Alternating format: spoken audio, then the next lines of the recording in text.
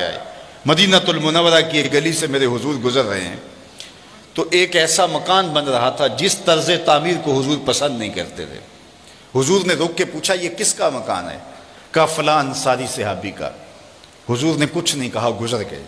کسی نے اس انصاری کو جا بتایا حضور نے تیرا مکان دیکھا تھا، چہرے پہ آثار پسندیدگی ظاہر نہیں ہوئے۔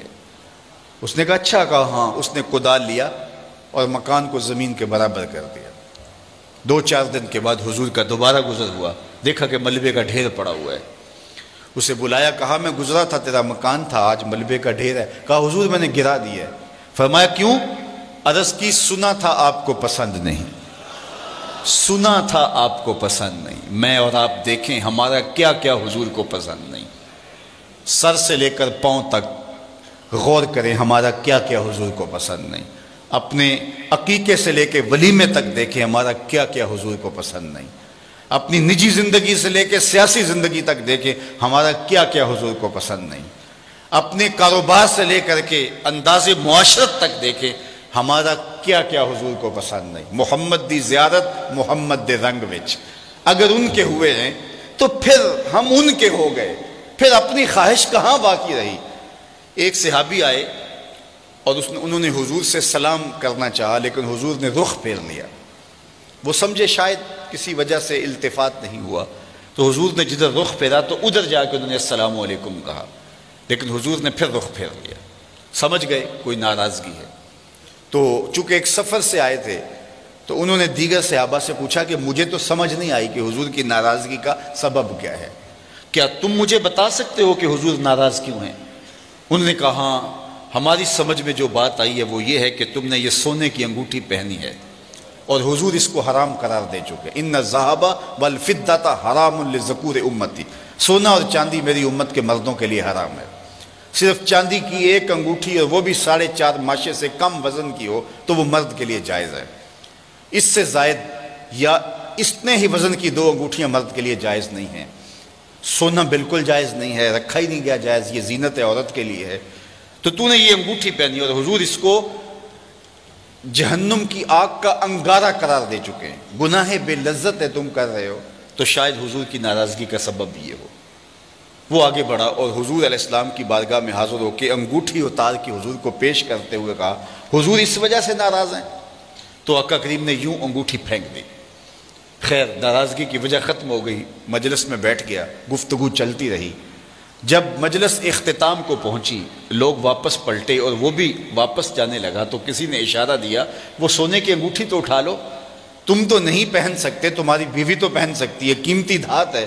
تو اس صحابی نے کیا جواب دیا وہ سنیے۔ اس نے کہا واللہ لا آخذہ وقد طرحہ رسول اللہ صلی اللہ علیہ وآلہ وسلم، اللہ کی قسم میں اس کو کبھی بھی نہیں اٹھاؤں گا جس کو میرے حضور نے پھینک دیا ہے، جس کو میرے حضور نے پھینک دیا میں اس کو کبھی نہیں، سونا ہے، ہیرا ہے، چاندی ہے، پکھراج ہے، موتی ہے، کچھ بھی ہے، میں اسے ہاتھ بھی نہیں لگاؤں گا جس کو میرے حضور نے پھینک دیا ہے۔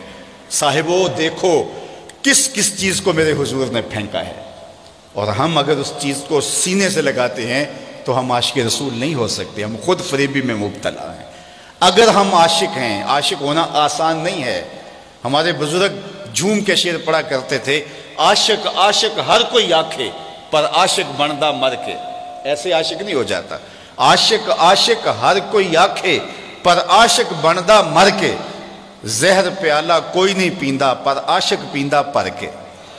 تو جب آپ عاشق ہیں تو پھر آپ کا عشق محبوب کی اطاعت کی چوکھٹ پہ آپ کو کیوں نہیں لے کر کے آتا؟ میں اور آپ اپنے آپ کو دیکھیں، اپنے طرز زندگی کو دیکھیں۔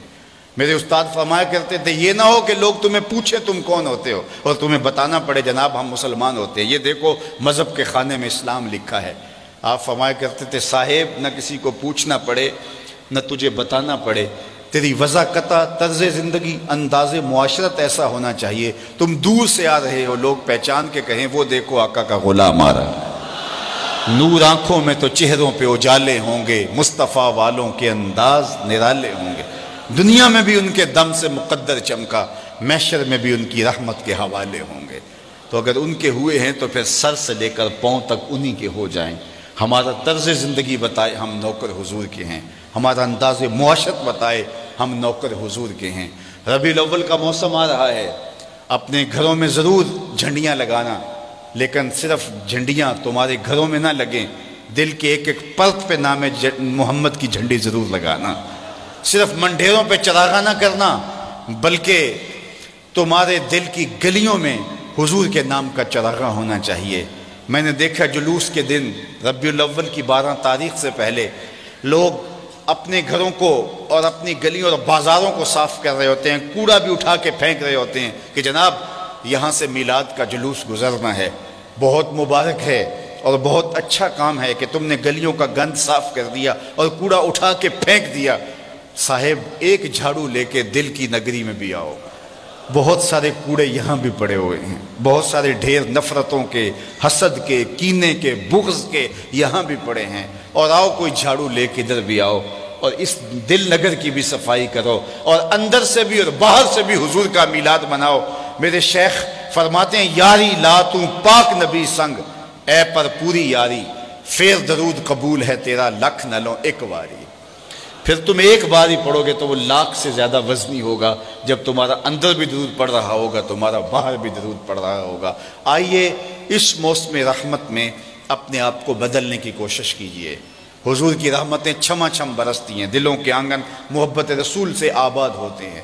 محبت اپنے تمام تر آداب کی رعایت کے ساتھ ہمارے وجود سے ظاہر ہو، ہمارا طرز زندگی حضور کی محبت اور حضور کے پیار کا رنگ دکھائے، اور ہم دور سے دکھائی دے کہ ہم عاشق رسول ہوتے ہیں، ہم غلام رسول ہوتے ہیں۔ اور اگر ہم اپنی خواہش کی زندگی بسر کرتے ہیں اور دعوی عشق رسول کرتے ہیں تو پھر ہمیں بہت زیادہ سوچنا چاہیے۔ اقبال نے کہا تھا چوں بنام مصطفیٰ خانم درود، از خجالت آب می گردد وجود، عشق می گوید کہ محکوم غیر، سینہ تو از بتا مانند دیر، تا نداری از محمد رنگ و بو، از زبان خود میالہ نام او۔ کہا اگر ظاہر باطن میں ان کے رنگ میں اپنے آپ کو رنگ نہیں لیتا تو اپنی زبان سے ان کے نام کو میلا نہ کرنا، ان کے ذکر کی مہک سے اپنے مشام ہستی کو معطر کرو، اپنی روحوں کو سیراب کرو، پھر تم جدھر سے گزرتے جاؤ گے وہ مہک پھیلتی چلی جائے گی، وہ خوشبو پھیلتی چلی جائے گی۔ حضور علیہ السلام کی سیرت اور حضور کے کردار کی جھلک جب ہمارے وجود میں اترتی ہے تو ہماری زبان بولے نہ بولے ہمارا وجود ہی تبلیغ کا منبع بن جاتا ہے۔